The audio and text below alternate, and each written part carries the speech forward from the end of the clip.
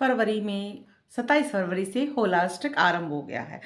इन जो होलाष्टक आरंभ होने के बाद कोई भी शुभ कार्य नहीं किया जाता है और कुछ सावधानियां होली पर रखनी चाहिए, नहीं तो बहुत जल्दी तंत्र क्रिया हो जाती है और बेवजह भी आपके साथ कोई भी आत्मा या कोई भी बुरी शक्ति आपके साथ चल सकती है।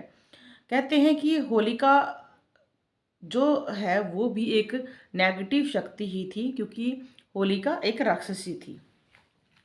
तो क्या क्या आपको थोड़ा सा ध्यान रखना चाहिए होली पर, ये आपको आज बताएंगे इस वीडियो में। बाबा का आशीर्वाद एसपीएम चैनल पर सभी का स्वागत है।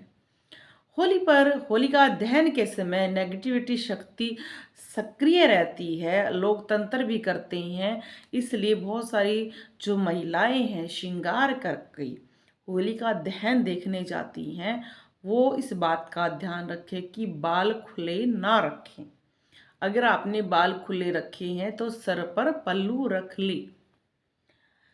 किसी की भी देखो, होली जिस दिन होती है या होली का जिस दिन दहन होता है,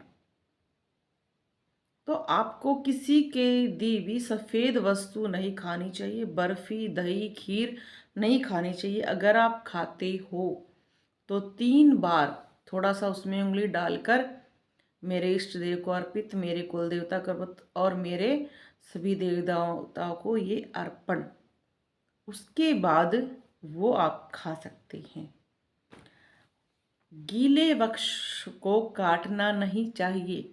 होलिका दहन में बहुत सारे लोग क्या करते हैं, लकड़ियाँ इकट्ठी करके लगाते हैं, तो सूखी लड़कियाँ कह रही हूँ, लकड़ियाँ ही लगानी चाहिए, सॉरी। इस बात का ध्यान रखें, गीली कभी नहीं लगानी चाहिए, उससे आपको पाप लगता है। होली के आसपास कभी भी किसी को अपने कपड़े नहीं देने चाहिए।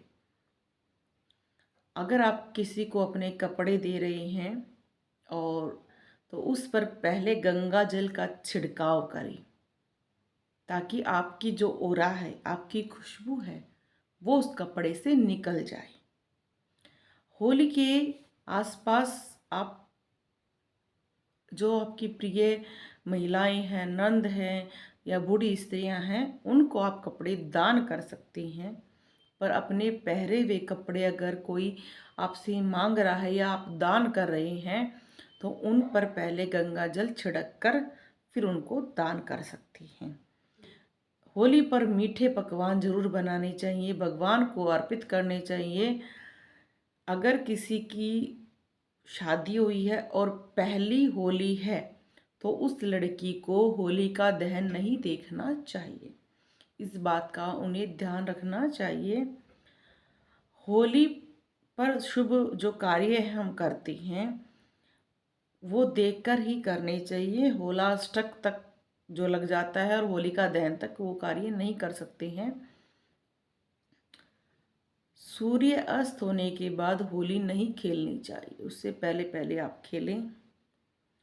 अगर आपका पुत्र है बड़ा, होलिका के दहन आपको इस बात का ध्यान रखना चाहिए कि जो पहला पुत्र होता है या पहली संतान होती है, जो उसकी पहली होली होती है, तो उस बच्चे को नज़र का धागा पहनाना चाहिए और एक जो बच्चे पर उतारा करके, जैसे उसमें बच्चे का हाथ लगाकर लकड़ियाँ डालते हैं, उपले डालते हैं, वो करना चाहिए।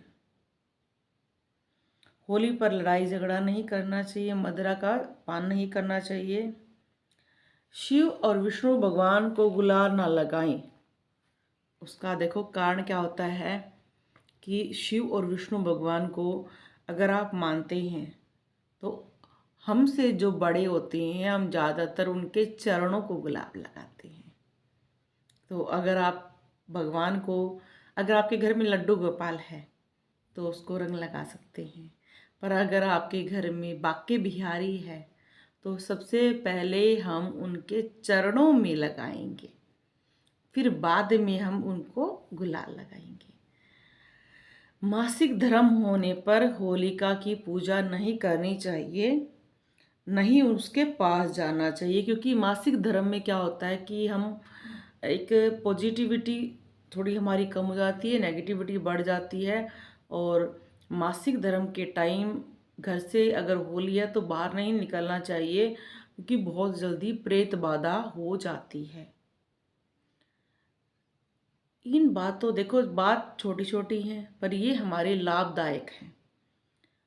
हमारे चैनल पर इसके बारे में पीछे भी वीडियो हैं होली के बारे में, और वो आप देख सकते हैं। देखो, पुरानी वीडियो का मतलब ये नहीं होता है कि उनमें कोई नॉलेज की बात नहीं होती, वो भी इसी टॉपिक्स में होती हैं, थोड़ा उनमें बदलाव होता है, तो वो ज़रूर देखें।